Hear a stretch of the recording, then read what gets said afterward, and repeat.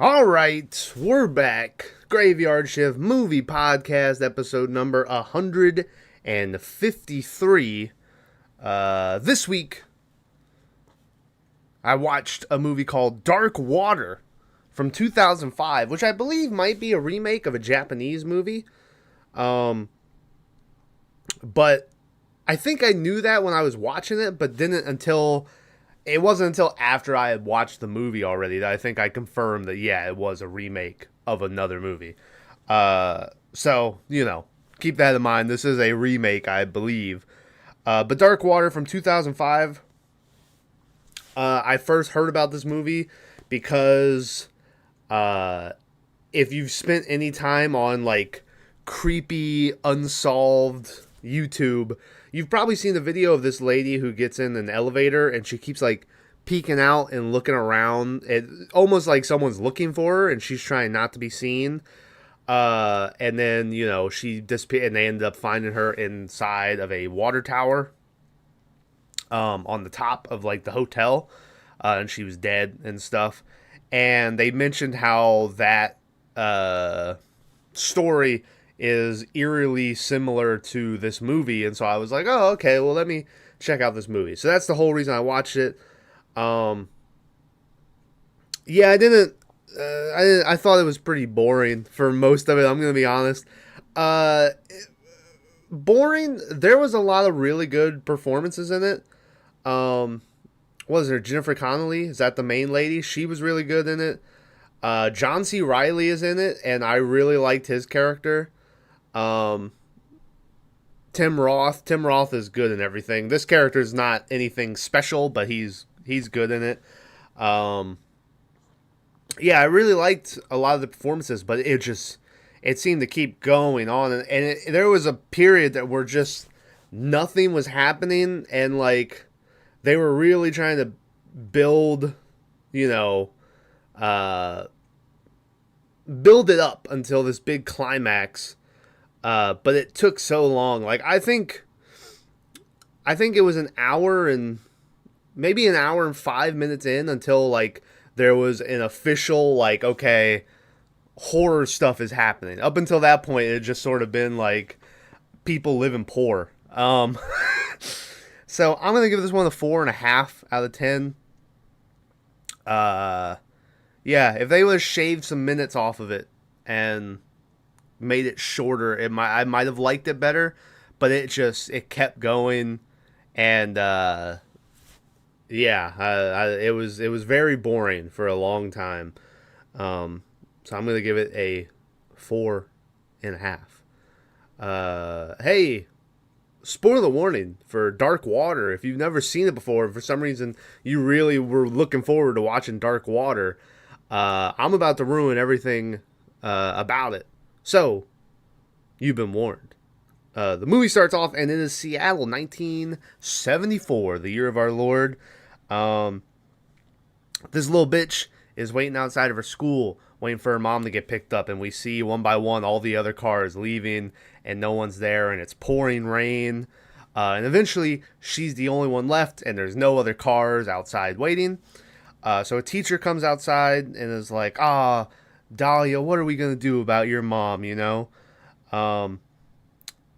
don't get to see, though, because we cut, and now it's New York, and it's 2005, and we have grown up little girl in the rain. Dahlia is her name, similar to the Black Dahlia murder, if any of you know of that. It's spelled the same way. Dahlia and her ex-husband, I don't remember what his name was, Scott, or maybe that's the actor's name is Scott, but they're in the process of, they are going through a divorce, or either they are divorced and they're trying to figure out joint custody. So they're at a meeting with the two separate, they're not really their lawyers, they're just the people in charge of writing up the custody papers, I guess. And when they're in here, there's a great part where the dude's talking about, when my wife kicked me out, I had to get an apartment that I could, the only apartment I could afford around here. It's $800 a month. I can't afford much more. And then he like looks at Jennifer Connelly and he's like, like, and I thought that was funny.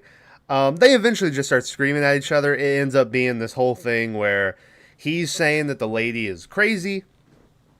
She's saying that he was cheating on her, or he's already moved on and has someone else. That's why he wants to live in Jersey, because his girlfriend is there. Yeah, and it just turns into a screaming match. And eventually the people who are working the case are like, all right, stop. And they kick him out. As the husband or the ex-husband is leaving, he tells Dahlia, he's like, be honest with yourself. You know that you can't raise our daughter alone. And then he leaves. So then we go to Dahlia and her her daughter, Cecily? It's not Cecily, I don't think. It's like Ceci. It's a stupid name. And it's hard to pronounce. Name your kids something that's easier for simpletons like me to pronounce. They're moving out of the city, and they're moving out of Manhattan, if I remember correctly, and they're moving. It's 5 minutes from Manhattan through a little cable car thing,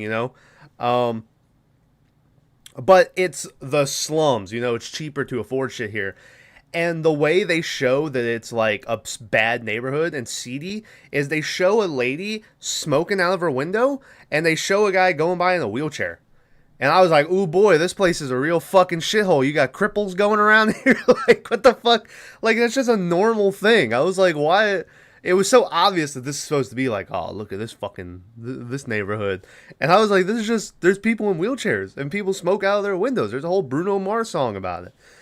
Anyway, they get to their apartment building. They meet up John C. motherfucking Riley, who, if you don't know John C. Riley by the name, look him up. You'll know him. He played Cal Naughton Jr.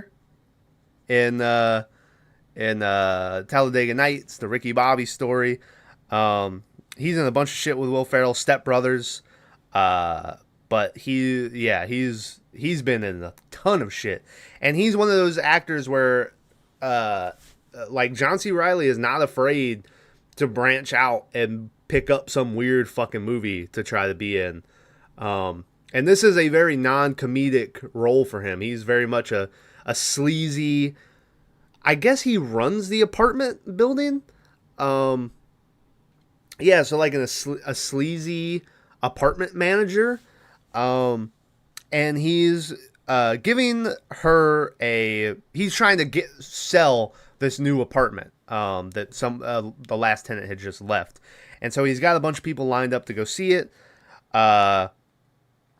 He takes Dahlia and her daughter in to see the apartment. He introduces them to the serviceman, who I can't, his name's like Perkar or something.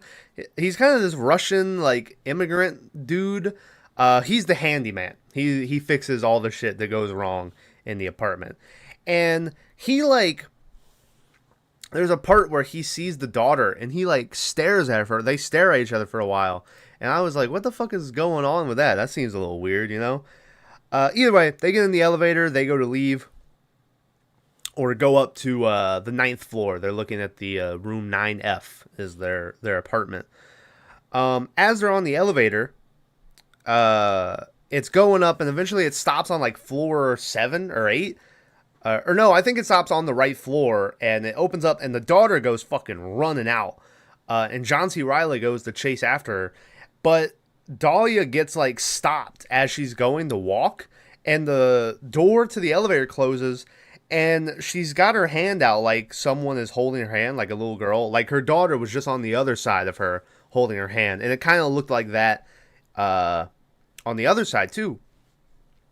And so the handyman dude is downstairs, and there's a camera in the elevator, so he's watching, and he sees, like, the silhouette of a ghost girl holding her hand, and he's like, what the fuck, eventually the elevator door opens back up and John C. Reilly's like, oh, did you get stuck, come on. So they go to check out the apartment. Before they do that, though, we get a flashback to 74, when Dahlia's mom finally shows up to pick her up, and the mom's all fucking drunk and shit, and she like drags Dahlia and puts her in the car and slams the door shut and drives away. And that will be the end of the flashbacks. I figured we were gonna do flashbacks the whole fucking time, but no, they added these two flashbacks to set up, spoiler, why Dahlia would relate to the ghost girl, is because the mom kept forgetting about her, and I think eventually maybe just abandons her or goes to rehab or something. But and she's a drunk, and so it's just, those are the only two flashbacks, and it's just there to establish that for later on. So they get to the apartment. They're looking around. The daughter sees like a dark stain on the corner of the roof in her, what's supposed to be her room if they move in. And she gets like mesmerized by it, and she's like staring at it and shit. John C. Reilly, meanwhile, is taking the mom around the apartment and showing her everything. And there's a part where he goes into the bathroom and he's like, check out this shower. It's like bulletproof glass. You can't break it worth shit. He's like knocking on it real hard and shit. He's giving her the tour of this place, and this place is so fucking gross. It's like whoever lived there before literally just left. There's like newspapers. First off, it looks like they were homeless or drug addicts or something, because it looks like they've made beds like the stereotypical homeless bed where it's just a newspaper on the ground, and they're like, gee, that sure looks comfy. I don't know why all my impressions are just Southern accents. I don't know what that is. But yeah, and so this place is like, there's dishes in the sink. It's like, why wouldn't you clean this up a little bit? Like, it's got shitty paint job, and he's talking about, oh, we'll get it painted before you moved in. And it's like, yeah, okay, that's a reasonable thing. You can show them the apartment and be like, okay, we'll paint this before you move in. But what's not reasonable is just leaving garbage everywhere. Like, get the fucking handyman dude in here to sweep some shit or something, you know? It just seemed ridiculous to me. So, eventually the daughter sneaks out of the apartment, and she goes up to the roof, and we see a water tower up here. And she's like looking at the water tower, but then she looks down and she sees like a Hello Kitty backpack, and she goes running over to it, and it's like near the edge of the roof. The mom eventually notices that she's gone, and she fucking flips out and goes running around the apartment looking for her. And eventually John C. Reilly is like, let's check the roof. And so they go up and they find the little girl up on the roof. And she's like, look, mommy, look what I found, a Hello Kitty backpack. And she's like, don't ever fucking leave again. You never come up on the roof. You could have fallen off. All this shit. And then she gets mad at John C. Reilly. And she's like, why wasn't this shit locked? And he's like, I don't know. It was supposed to be locked. And she's like, fucking, So they leave the roof. They get in an elevator to go downstairs to the lobby. John C. Reilly tells the girl as they're going down that she's really lucky to have found that, because no other kids live in this apartment complex. And Dahlia's like, well, how come? We're right next to the school. Why doesn't any other kid live here? And he's like, they all grew up, So they get down in the base, or the lobby. John C. Reilly goes over and he yells at the handyman and tells him, the door to the roof wasn't fucking locked. I'm going to report you to the union. And the guy's like, that's bullshit. I checked that shit an hour ago and it was locked. Someone else unlocked it. And so John C. Reilly's like, whatever, I'll figure it out, They make the girl give up the Hello Kitty backpack. And they open it up to see who it belongs to.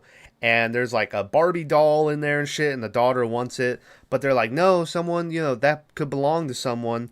So they tell her, if no one comes and gets it in a week, you can come back and we'll give it to you. And so she's like, okay. So now all of a sudden the daughter wants to live here. The whole time they're doing this tour, she's like, this place fucking sucks. It's gross here. I don't want to live here. And now she's like, I want to live here. You said it was in our right price range, mommy. And the mom's like, yeah, I did say that. As this is happening, John C. Reilly is like, oh, hey, the Downtons, come over here. Uh, and so now she's feeling rushed because the other people are coming to look at the apartment. So she gets up and she's like, all right, we'll take it. And he's like, are you sure? I got the Downtons coming. And she's like, I'll give you a deposit right fucking now. And he's like, okay. So he's going in and he's like, all right, never mind. Go, go away. Wait for me for a minute. And you can see the people like look behind them, like who is he talking to? And it's very clear like John C. Reilly is just pulling a fast one on this lady to get her to sign the lease for this apartment. Yeah, so she takes the apartment. We go back to the divorce council meeting thing, and the dad is pissed that she's moving out of Manhattan because I guess it makes it harder for him, who's living in Jersey, to spend time with his daughter because now she's not even in the city. She's like, listen, it's right by this school. It's a great place. It's cheap. And he's like, fuck that. I'm getting a lawyer. I assume he's going to just try to get full custody over the daughter. And he's like, you better get a good lawyer. And he leaves. And like the lady counselor chick is like, I hate to say it, but that's good advice. So they're telling this lady to lawyer up. We then get a super generic happy music montage watching the mom and daughter move into their new apartment. They're like putting up plates and the daughter's picking her up and like, what if I put you in the box, and she's putting her in these moving boxes and shit. And it's what you see in every sappy section of one of these movies. It happens all the fucking time. That night, the mom finally notices the stain up on the corner of the room where the daughter sleeps. And she's like, must be a leak. I'm going to have to get that shit taken care of. So the next day, this bitch goes and gets a job, which is really weird because she goes and gets the job, first off, because she needs a job to pay rent, and it's got health benefits and everything. And the lady who, like, does her interview is like, this place is shit. Why do you want to work here? And she tells her, she's like, it's close to where I live. It pays what I need. The hours are great. And it's got health benefits. And so the lady's like, okay, but in 6 months, when you find a better job, you take me with you. And they're like, ha, ha, ha, ha. And then we just never go back there. That character's never seen from again. So, but she gets a job. She tells the handyman that he needs to fix the ceiling, but he's like, I can't fix the ceiling. I can only patch the ceiling. You need a plumber to fix the pipes. So you need to call John C. Reilly. So she calls John C. Reilly, and he's like, fuck that. Tell that guy he's supposed to fix that shit. So she's like, okay, So she goes to tell him that John C. Reilly says he needs to fix that shit.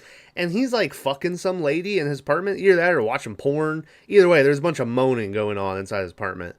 And eventually he opens the door to talk to her. And we see in the background he's got like a bunch of gallons of water. And it's like, what's that shit all about? So he still is like, listen, I can't fix that shit. I can only patch the ceiling. You need a plumber to fix the pipes. And he closes the door on her. So then there's this part where she gets in the elevator, and the button to floor 9 is like all fucked up, and she's trying to hit it, and it won't work. But eventually she goes up to floor 10, and then comes back down to floor 8, and this guy gets on, and he's like, oh yeah, sometimes the elevator freaks out, and it'll just take you up to 10, and then come back down to 8 or whatever. And then so he hits the button to 9, and they go up to 9, and I was like, okay, that's going to come back at some point where like the mom gets stuck in the elevator or something. But no, it never does. I guess it's just that it goes up to floor 10 because that's where, spoiler, the ghost girl lived. But yeah, I felt like that was going to be a bigger part of the story, but it never really was. That night, Dahlia gets home, and she sees that there's a cigarette butt outside of her apartment door, and it's almost like someone was like trying to peek through the peephole of her apartment. It's very weird. She notices that the pot that she put under the leaky ceiling is completely full, so she goes to get a new pot and switches it out. And when she takes the old pot and pours the water down the sink, it's like fucking Pepsi. It's like black. Some would say it's dark water. Um, so then she gets a headache that I guess is like a medically prescribed headache because she has specific medicine for it. So it's I don't know if you want to call it a migraine, because a migraine is like my dad gets migraines, and it's like he's like, yeah, my vision will just go into like a little tunnel, and like sometimes he'll forget where he is and shit. Like migraines fuck you up, but all they give you is like ibuprofen, So I don't know if that's what it was supposed to be or what the deal was. Um, Either way, she has medicine for it, and she goes to give herself a pill. And when she pours some water out of the sink, this black strand of hair comes out with it, and she's like, "Oh, what the fuck?" Um, so finally, the lady decides to go up and investigate the floor above her because she's convinced that like someone must have left the sink on or something. So she goes upstairs to 10F, and she knocks on the door. No one answers. So she tries the knob, and the door's just open. She goes right in, and the whole place is flooded. Everything, toilets are over flooding. All the sinks are on. Everything's abandoned. There's like dolls in the bedroom.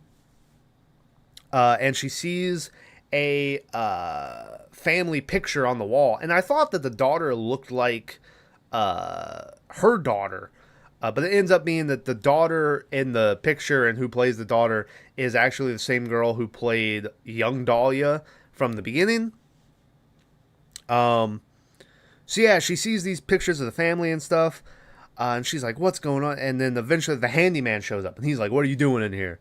And she's like, "Well, this place is flooded." And he's like, "Yeah, I saw those punks running out of here. They must have flooded the place. They got a key in here somehow."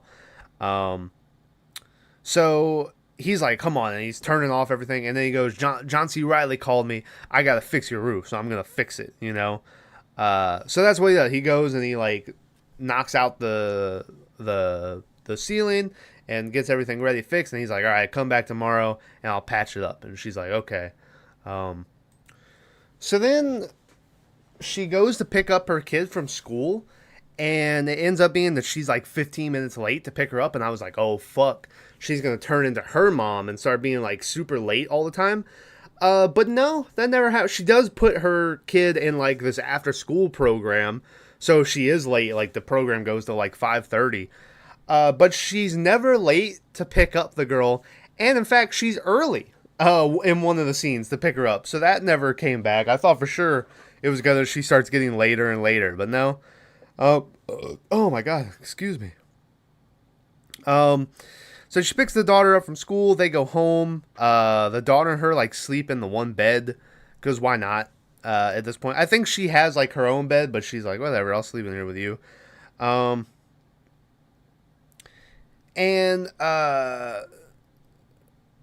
or no, I'm sorry.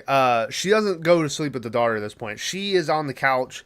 The daughter is in her bedroom, and she starts singing "Itsy Bitsy Spider," and then all of a sudden we hear another voice start singing "Itsy Bitsy Spider" with her. As that happens, the mom on the couch hears footsteps in the apartment above her again, and she's like, "Those fucking kids are out there. I gotta go fucking deal with them." So as she's on the way out of the door, she hears her daughter talking, and she's like, "No, I can't go up there. Mom, I'm not allowed on the roof. Mom will get mad at me, and I'll get in trouble." And so the mom goes in, and she's like, "Hey, who the fuck are you talking to, little bitch?" And the daughter is like, "Oh, I was talking to my friend." And the mom's like, "What's your friend's name?" And after some prodding, the little girl is like, "Her name's Natasha. She was born a month before me, so she's older." And she's like, "Okay, well, tell your friend Natasha it's time to go to bed, and I'll be right back. I gotta go talk to the handyman dude." So she goes downstairs to talk to the handyman dude, but he's off tonight. So it's this other replacement dude, and she tells him about what's going on, but he's like, "Listen, I can't leave or I'll get in fucking trouble.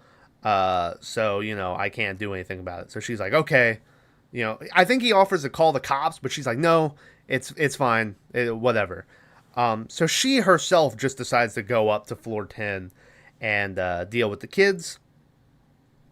So she goes inside and she doesn't see anybody, but she does hear someone puking. So she opens up the bathroom and sees a woman puking up in the toilet. And she's like, "Hey, are you okay?" And the lady turns around, and it's her mom who is standing there or staring there looking at her. And her mom is like, I fucking hate you. You're a fucking bitch, you know? And she kicks her out of the house or the apartment, and it's like pouring rain on her and shit. And she's all sad as fuck. And then she wakes up, and it was a nightmare. And she's like, oh, God, you know? So the next day, she's out for a walk. And she's talking to a friend, and the friend recommends her to this lawyer for her case. And she calls the lawyer, and her lawyer is Tim Roth, who for 60% of his shots in the movie is only from this side of his face. Like, they just don't shoot him head on. So she calls Tim Ross. He's like, all right, yeah, sure, I'll meet up with you. I'll help you out. As this is happening, we see that her ex-husband is in his car, and he's like following her around. Well, not, yeah, I mean, he's following her around. He's spying on her from in his car. So she goes up to pick her kid from school. And the kid tells her when she picks her up, she's like, Daddy doesn't like it here. He wants me to move in with him, in Jersey. And she's like, oh, when did he tell you that? And she's like, today, he came to visit. And the mom's like, what the fuck, you know? So this kid's showing up, you know, or the dad's showing up to school talking to the daughter, you know, by himself, which isn't illegal because there's no things put in place yet. But still, you know, she's like, I don't like that, you know? So that night, she gets back home, and the service dude is fixing up the ceiling. And when he's leaving, the little girl asks him if she can have the backpack now, since no one showed up. And he's like, oh, sorry, someone came and got it yesterday. The little girl was so happy when she got her doll back or whatever. And the little girl was like, you're fucking lying. And the mom was like, hey. And then the service dude was like, teach this fucking brat some manners. And he walked out. And so she's like, why would you say that? And she goes, because he's lying. And the mom's like, you don't know that. And she's like, yeah, I do. Natasha told me. And then the girl starts talking about how Natasha is sad because her mom left her alone and abandoned her, just like your mom abandoned you, talking to Dahlia. And Dahlia's like, who the fuck told you that, you know? And she's like, Natasha told me. And she's like, stop playing fucking games with me. So she gets a call from her husband, or ex-husband, and she answers it, and she's like, I don't know what you think you're doing, going and talking to our daughter at school, and then you told her about my mom. And he's like, listen, I don't know what the fuck you're talking about. You need to calm down. And so she hangs up on him, gets one of her headaches again, and takes a pill to pass out. This is when Thomas wrote down, this movie is boring. So then the next day, we finally get to see the teens that have been causing a ruckus in her apartment. And they have, like, these skateboards and shit. And they'll pop up again later on in the movie, and they're, like, jerks to her. And then they're like, man, I'd like to nail that bitch, you know? And so many movies, if they have, like, the bully teen, you know, thing, they give them skateboards and shit. And it's like, that's the opposite of what like, yeah, sure, there's skaters who are like that. But usually skaters are like the coolest fucking, they're just chill people. Like, they're not like these asshole fucking, you know, it's just always so weird how they paint the skateboarder dude. Meanwhile, it's like the dude in the cardigan who's the guy who's like, get your fucking poor, filthy hands off of me, you know? It's just, yeah, it's just always so weird how they paint that as like the bully. So she goes to the laundry room to do laundry. That's what you do there. And as she's there, she runs into the skater kids again, and this is when they're being creeps to her and shit. She's throwing some shit away, and in the trash can, she finds the Hello Kitty backpack, and she's like, what the fuck? He was lying, you know? So then she goes back down, and she sits in front of the washer machine where her clothes are washing, and it starts filling up with this dark, gross water. And she's like, and she gets all close to it, and she's like, oh, what's going on? And then a ghost girl, like, pops up on the window inside and scares her and shit. We then cut to the handyman having to mop up all the water, and I guess the girl blamed it on the teenagers. And the mom asks him who Natasha was, and he says Natasha is the girl who lived in 10F. She went to go stay with her mom when her dad left or whatever. So then we go to this weird dream world that I don't even remember how we got there. I guess it's because she has another headache and she takes a pill, and we'll learn later that she like loses a whole day. And she's in this weird dream world where everything everyone says is real echoey. And it's all like the daughter saying how much she loves her. And every time the daughter's talking, you can't see her mouth moving and shit. And yeah, it's just this really weird fucking dream. And then when the mom wakes up, the leak is back in her ceiling, and she's like, "What the fuck," you know? So she wakes up, and her daughter is calling her, and she answers. And her daughter, by the way, has been with her dad for the weekend. And this is when she finds out that that pill like knocked her out for 24 hours. She lost a whole day. The daughter's like, "I called you twice yesterday. You didn't answer, you know." She's like, "Dad's coming to drop me off 30 minutes early today. You need to be there waiting." And she's like, "Okay, you know." So she goes downstairs, waits for her daughter. The daughter eventually shows up, and the dad drops her off. And he gives her a fucking Barbie doll that looked a lot like the Barbie doll that was in the Hello Kitty backpack. And I was like, oh shit, does he like have that Barbie doll somehow? So they say goodbye. She leaves, and they're going to get onto the elevator. But as she does that, she looks over and she notices that the dad doesn't get back in his car. He heads over to the shop that she had seen the skater kids going to earlier. So she goes out there and she sees that he's lighting the cigarettes for the skater kids. And so now she's convinced that the dad has been hiring these kids to fuck up her, like make her go crazy and run the water up there and flood the apartment. And this is all part of like his weird plan to make her go crazy.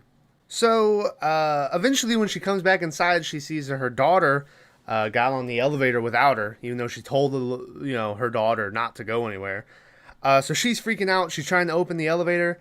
But eventually it opens up, and we see the daughter sitting there with the Hello Kitty backpack and the other Barbie doll, and now the two Barbies can play together.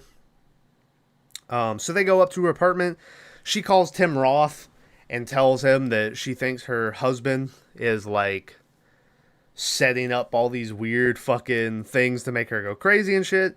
He's like, "Listen, it's a Sunday night. I'm out of the movie. I can't I'll talk to you tomorrow, okay?" And so he hangs up on her. The next day, this mom does not want this little girl to have the backpack that belonged to Natasha. Or does she? Yeah, I assume she knows at this point that the backpack belongs to Natasha.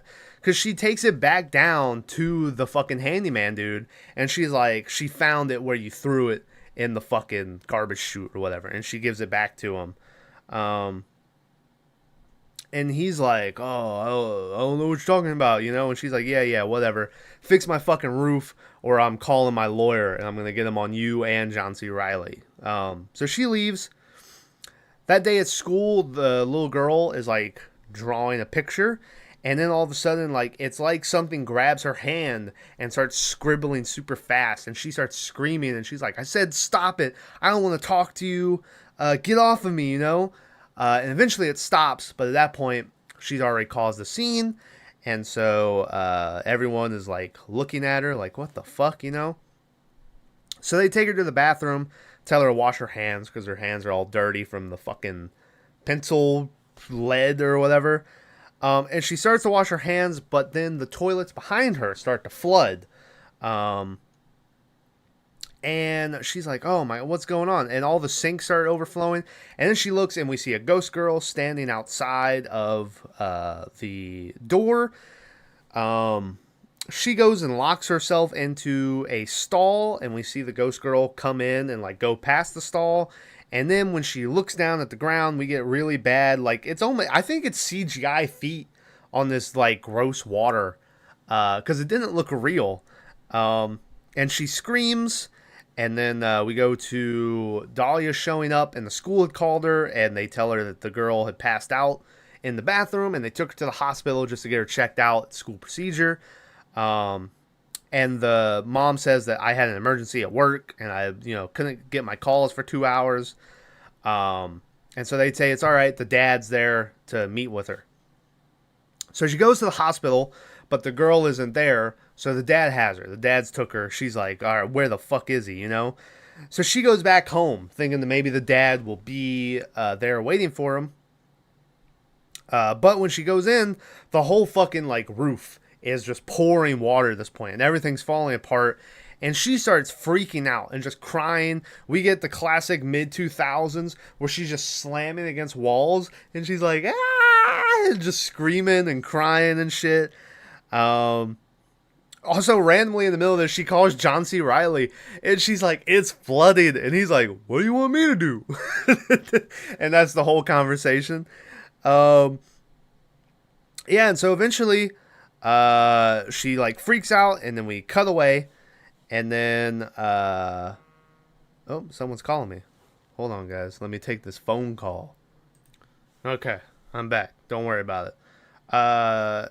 Anyway, so the next day, Tim Roth is here, and he's brought John C. Reilly, and they're coming in to, talk to Leigh, and she doesn't answer, them knocking on the door. So they come in, and they see the bedroom, and they're like, Jesus fucking Christ, and it's, completely flooded and shit. Eventually they go, and they get, her, and she's, asleep on the couch, and so they wake her up. And here's to go on top of that thing about the skateboarders being the bullies, all these movies always make the lawyer be, this good guy who's got, her best interests at heart. And it's the lawyers are the most blood-sucking. They just want the money. I'm sure there's good ones, just like how there's bad skaters. But it's always because Tim Roth is clearly the good guy in this movie. And he sits her down and he's like, it's okay. I brought John C. Reilly. They're going to fix the roof and shit. And she's like, okay, So then they bring in, the handyman dude, and I guess Tim Roth has done his research about Natasha, because she mentioned Natasha to Tim Roth.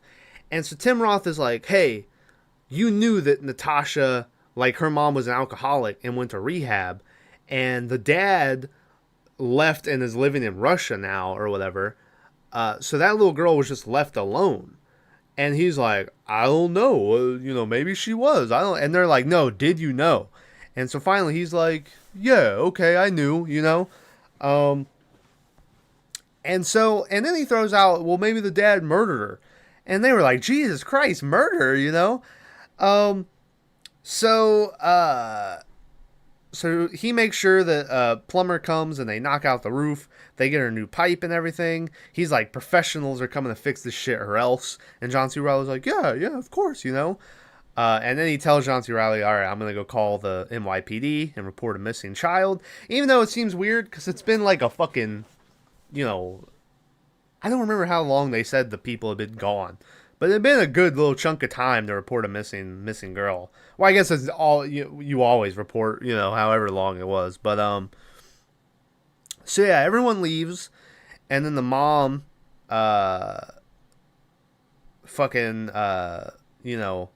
is just chilling out, looking around and shit. And then she sees the little girl run by outside. And she's like, what the? So she follows the little girl. And this is the point in the movie where as they're going up to the roof, since I had read the thing too, it's like, okay, yeah, the little girl's going to be in the water tower. But if you didn't know that story and you just watched this movie, they showed that water tower, I think, once close up, and the second time was just from the roof when they were walking along the ground. So she goes up to the water tower and she starts climbing it, and it intercuts with her climbing it to the little girl climbing it. And eventually she gets up there and she opens up the water tower, and sure enough, she finds the dead Natasha in the water. Turns out, though, she wasn't murdered. She's just fucking clumsy, and she just fell in and drowned. So she sees the little girl. The little girl opens her eyes and looks at her, and she's like, oh, fuck, and gets scared and shuts the lid. But then she opens it back up, and the little girl is dead again. Um, and then she calls and reports the dead body, and we see the handyman getting arrested. I guess because he knew that she was dead, and people point out that he knew that she was in the water tower. That's why he had all the gallons of water, because he knew not to drink the water that was coming out of the sink and shit. So the next morning, the dad drops the daughter off again with the mom, and they have this moment where he's like, "Listen, I'm worried about your mental state," and she's like, "I am too." She's like, "We're moving. I'm gonna find a place in Jersey to be closer to you, and it'll be easier for joint custody, and I can have her for a week, and you can have her for a week, and it'll be easier for everybody." And he offers up here. He's like, "Well, maybe I can find somewhere out here," and she's like, "No, it's fine. We'll move there." And it's a nice little moment where, even though this dude's been like an asshole the whole time, and following her around, and may or may not have hired people to flood an apartment above her, or he might have just been lighting those guys cigarettes. It's never confirmed nor denied. But they have this nice little moment where they come together for the best interests of their daughter. So it looks like everything's all right. And then finally that night, Dahlia runs a bath for her daughter, and she's out in like the kitchen, like making a snack, and the daughter's taking the bath, and then finally the shower door slides shut by itself. And I was like, it's about fucking time. I was like, if that thing with John C. Reilly talking about this, glass is invulnerable, doesn't come back at some point, I'm gonna fucking throw a fit. And so it finally comes back, and it closes shut, and then the next thing you know, a little girl walks in to where the mom is, and it's like, "Can you read me a story?" And she's like, "Yeah." And she's wearing like this bathrobe with a hood up, but when she sits down, she like pulls the hood back, and it's like, okay, it's the daughter or whatever.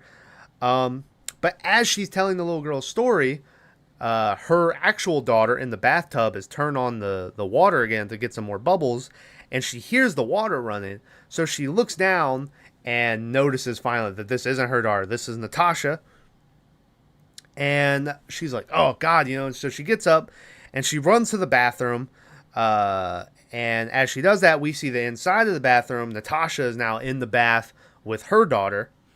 And Dahlia is trying to get into the bathroom. The door is locked. So she starts kicking it and eventually is able to kick it down, just in time to see Natasha drowning her daughter.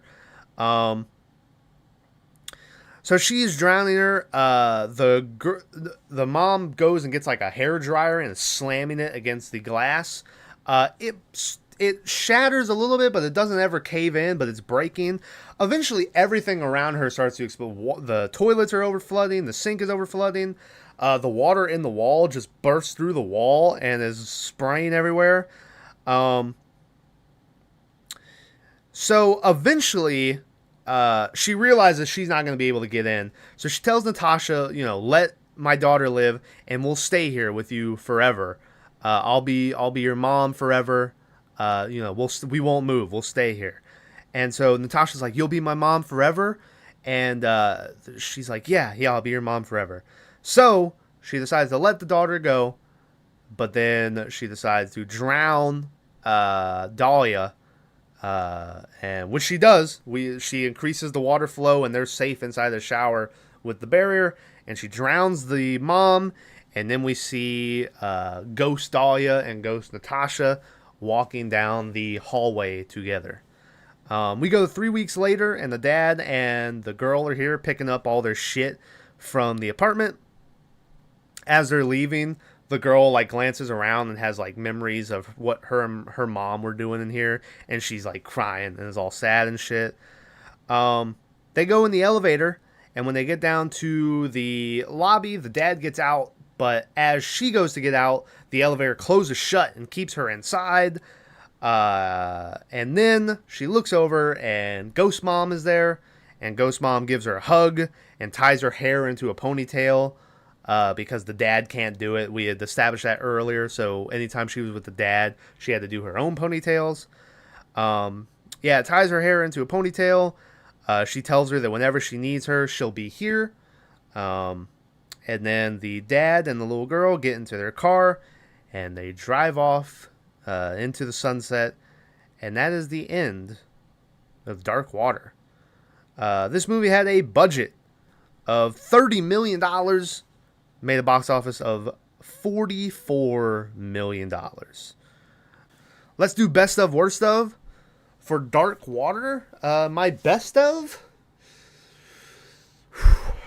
I don't know what I want my best of to be. I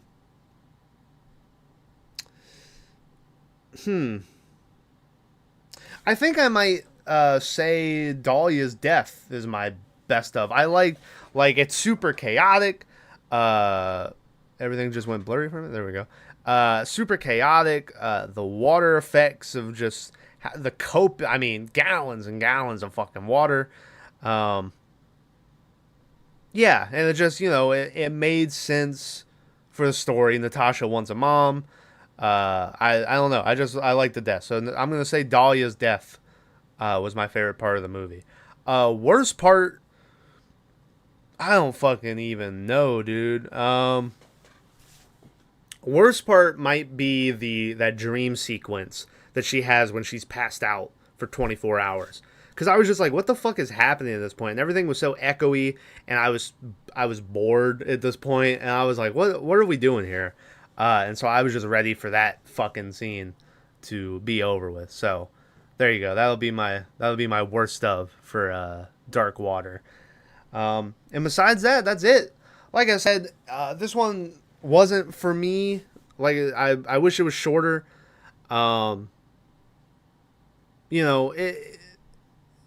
It's not the worst movie in the world. Like I said, the performance is good. John C. Reilly's really good in it. The main lady is good in it. Tim Roth is fine in his little bit of character he gets. The guy who plays the handyman is really good. I can't remember. It's like Pete Patati. I can't remember his name, but he's been in a bunch of shit. The girl who plays the daughter is fine, which, child actors, it's always a toss-up. So all the performances in it are all fine. It's just the pacing of the movie. It just, it took a lot out of me, and I wish it was a little more sped up. I would still recommend it if you like, kind of a slower, more. It's not. I mean, it's a horror movie.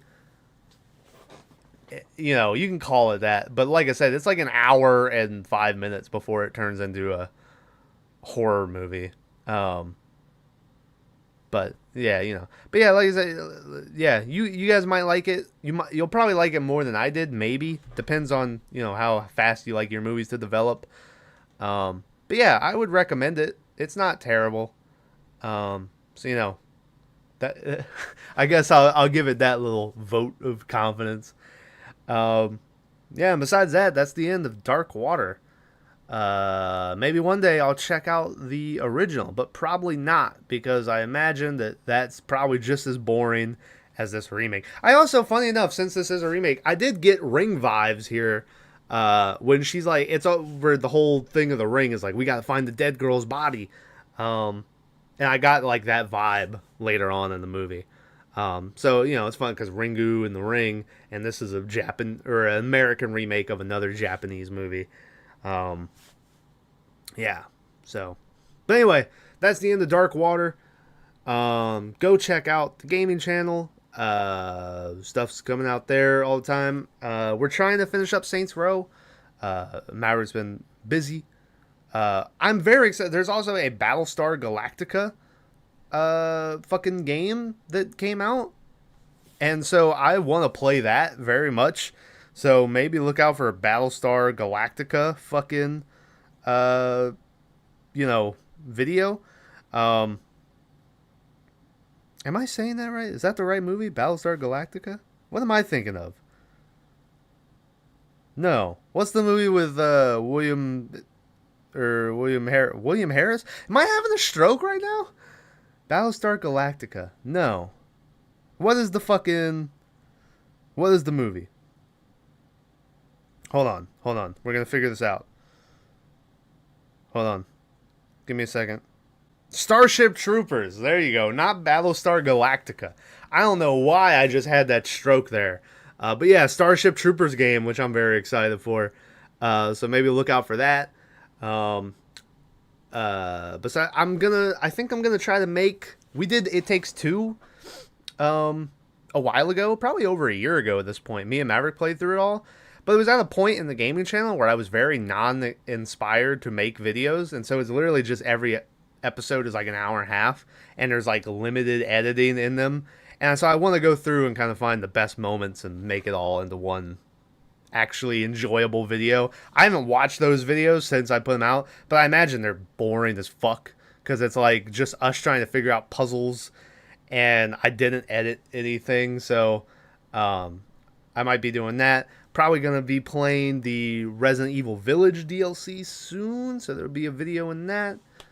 Yeah, and so stuff will be coming out over there. I'll be back next Friday for another movie. I don't know what it'll be, but it'll be something, and it better be good, or else. I don't know. Anyway, all right.